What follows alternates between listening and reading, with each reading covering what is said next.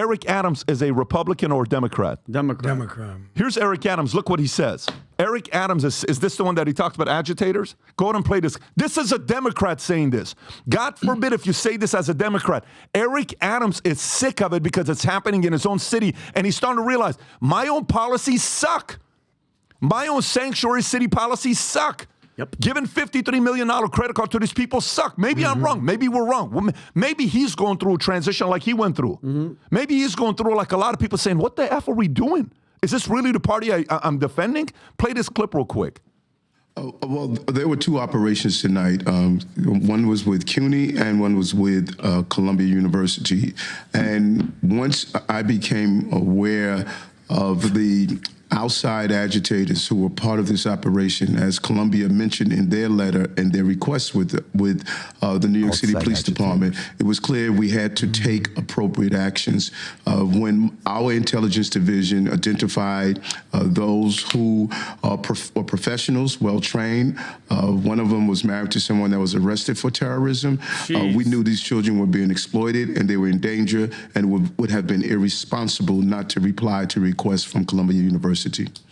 Mr. Mayor, when you say that the protests have been co-opted by professional outside agitators, how do you distinguish between those outside agitators and students who are just protesting peacefully? And who is this individual who is connected to a terrorist? Tell us. Well, and it's not singular. It's plural. Several organizations and groups. I want to be clear on that. We did not take this action lightly.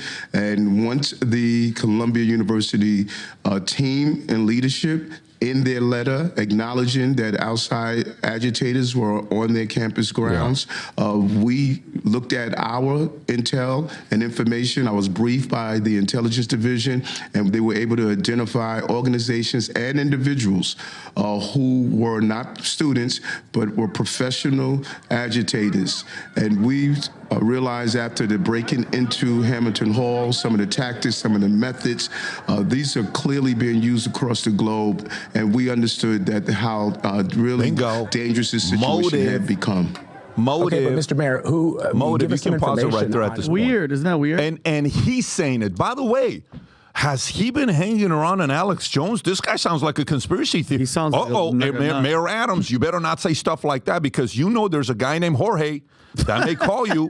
And this Jorge man is very powerful. Open Society Foundation. He's given a lot of money to a lot of people to do all these, agitators coming out and doing this. So you guys are able to divide America because May 26th is around the corner. Go ahead, Tom. This is an epiphany. Eric Adams has had an epiphany. Intelligence. Look, you're talking about the New York Police Department. The New York Police Department has its own intelligence division that dates back to 9/11. And it works with the Port Authority. It works with Kennedy. It works with LaGuardia. It works with all the ports of all the opportunities for bad crap to come into New York. So they know they had to harden their city for perimeter and for security. And they have intelligence organizations. Do you hear what he said? These were the methods that are used around the globe to agitate, to create riots, to create, discord. He knew it. And the intelligence agencies in New York knew it. And so they added this up, and they went in there and they found a couple of the people, and they go, wait a minute, these aren't students. These are guys from outside here. This is professional. This is a professional job. This is what Eric Adams is saying. He is having an epiphany, and he is speaking as the leader that he needed to be all along. I'm proud to hear what he's spoken for. He has to answer for his past, of course, but I'm happy to hear it. I'm happy to see it. And I hope, America, you're listening. This isn't just New York. All those immigrants that came in or end up on planes in this city, this city, this city, this city, there are bad people in the crowds. And these bad people are showing up here in New York. Some of these agitators are traced back to border entries. Wake up. Oh, by the way, do you have the border entry agitators? Do you have the link back? Rob, do you have that link there? Which one's the agitators? The one that shows, that one right there, Rob. Check this. Yeah. Go ahead, Vinny. So this is...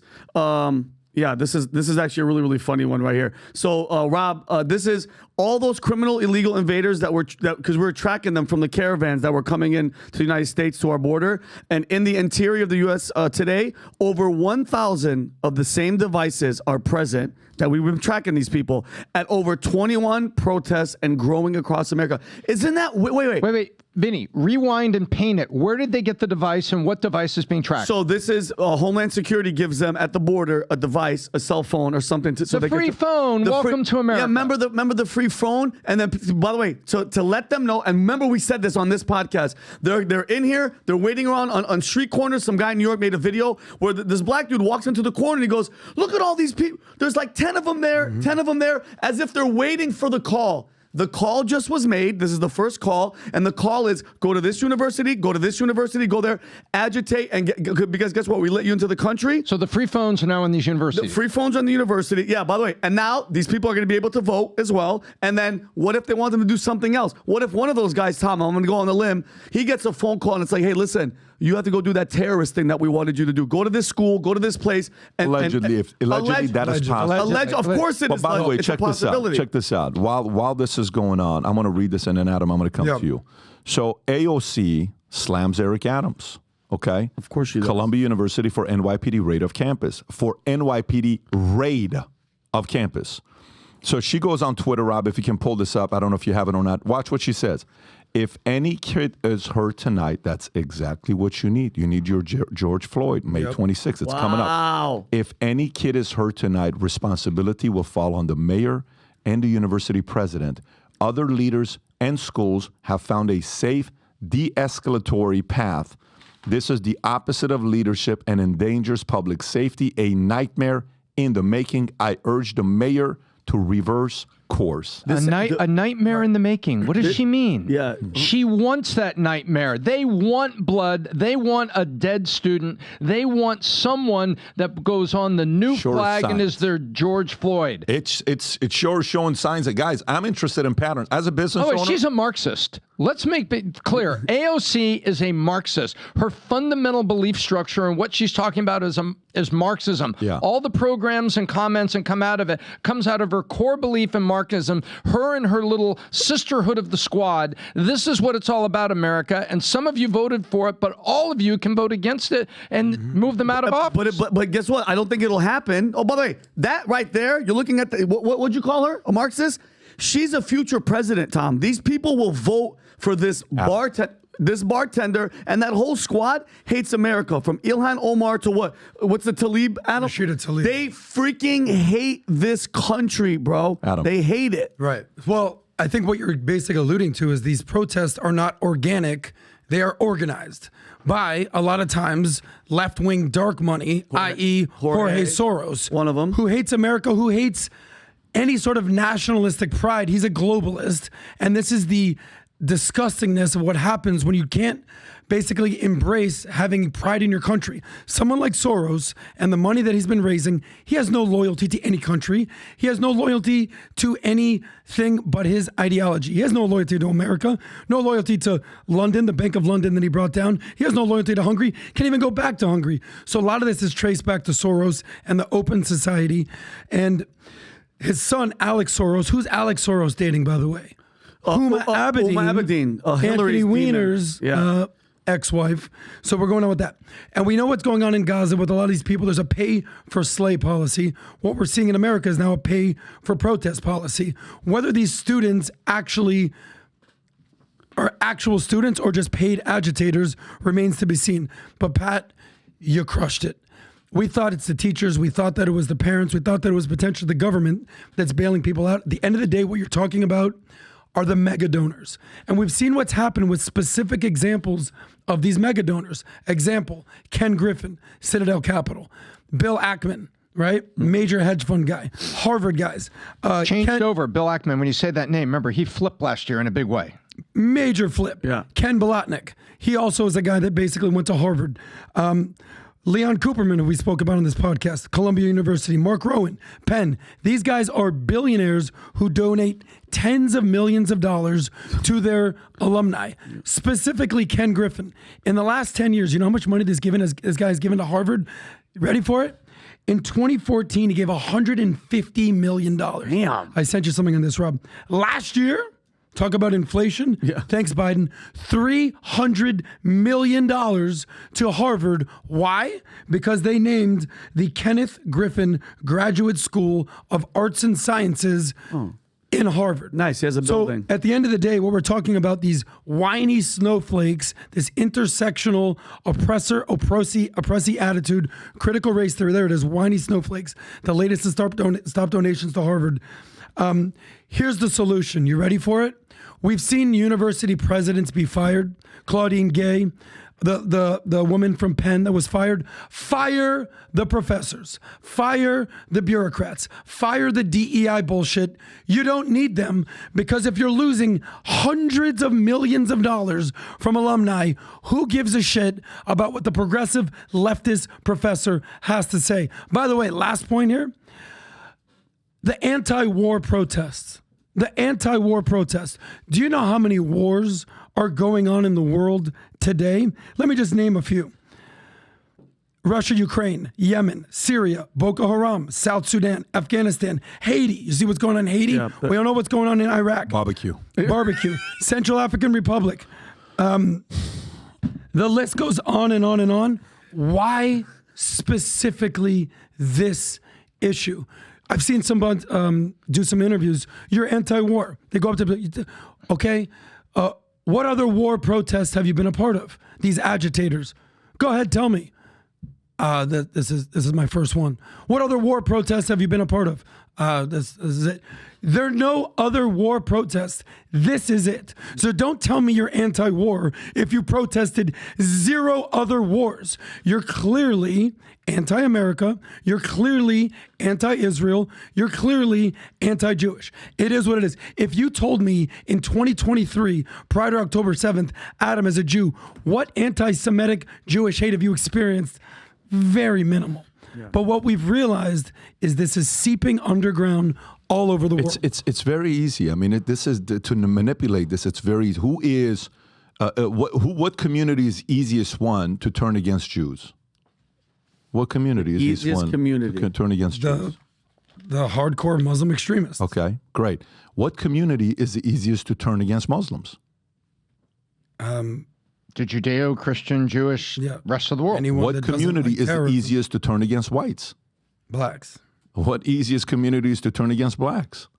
Whites. The point is, so there's a part, like here's where I'm at. When you run a insurance company and you recruit from all over the place, we're in Michigan, we're in New York, we're in Chicago, one of our biggest offices in Chicago. And I'm talking like Chicago.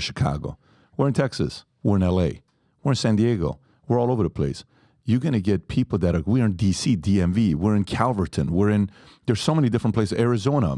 I've been to so many places. I lived in an RV from LA. For 30 days, I lived in an RV. Went from LA to Miami to Toronto to San Francisco, back to LA. Spoke to thousands of people living in this RV. We have agents from all walks of life.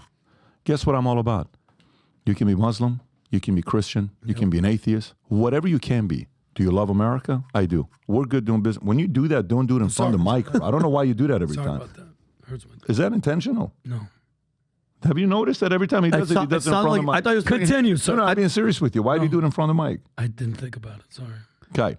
So when you think about people you're working with, like you're in business with, there are people from all walks of life that we have, okay, that we'll do business with. Priority to me is, do you love America? I do. Let's be in business together. Mm-hmm. You hate America? I'm sorry, I'm Team America. I don't care what you are. You can be a Christian. You can be a Jew. If you're a Jew, you hate America. By the way, if you're a Jew, you're Israel first before America.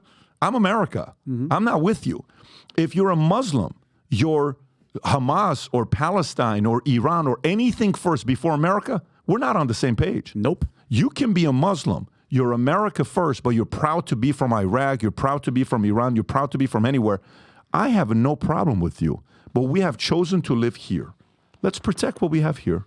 Let's protect our communities. You guys were asking for the shirts. It's officially here.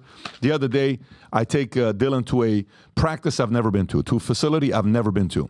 And I'm walking in. 3 fathers are wearing the Valuetainment Future Looks Bright hat. I'm like, you got to be kidding me. Hell yeah. It was the sickest thing to, PBD, Future Looks Bright. They had the hats on. We all took pictures. It was fantastic. We had great conversations. So, the word, folks, to save you from getting in trouble is called allegedly. So now we have shirts for you to wear called allegedly. Rob, if you can show these pictures, and you can. We were going to announce this next week, but they're now here for you to order. Allegedly, you can buy it in black with white. And on the back of it, if you can show the back of the shirt, Rob, the back of the shirt, zoom in a little bit, says future looks bright. So in the front, you can buy that with red. You can buy it in black. Go to the red one so they can see the difference. And you can also buy it in white with black. I like it. And listen, go to work, go to the gym, wear a shirt, allegedly, allegedly, allegedly. Allegedly. You can use the word allegedly on everything to protect yourself. It's the number one insurance word in communication today, being used by everybody. So here's what we're doing today. For the allegedly shirts, for anybody that goes and orders, the first 100 that ordered the allegedly shirt with a Future Looks Bright hat will get a Future Looks Bright shirt and a Valuetainment pin sent over to you. So you order an allegedly shirt with a Future Looks Bright hat, you get a Future Looks Bright shirt and a Valuetainment pin being sent over your way. Go to vtmerch.com to place the order. Again, vtmerch.com to place the order. Is there a code for it, Rob, or no? No, I just put the link in the chat to the allegedly shirt. Put everything in your cart, and then we'll take So care if of it. people that are listening to this on Spotify or Apple, what do they do? How do they do it? It'll be in the description for Spotify as well. So you put in the description iTunes. Spotify as well. Correct. Fantastic. Okay. Go sport the gear, guys. We want 1 million people in America wearing Future Looks Bright gear, walking around telling everybody that the future looks bright because we believe it does. So if you like this clip and you want to watch another one, click right here. And if you want to watch the entire podcast, click right here.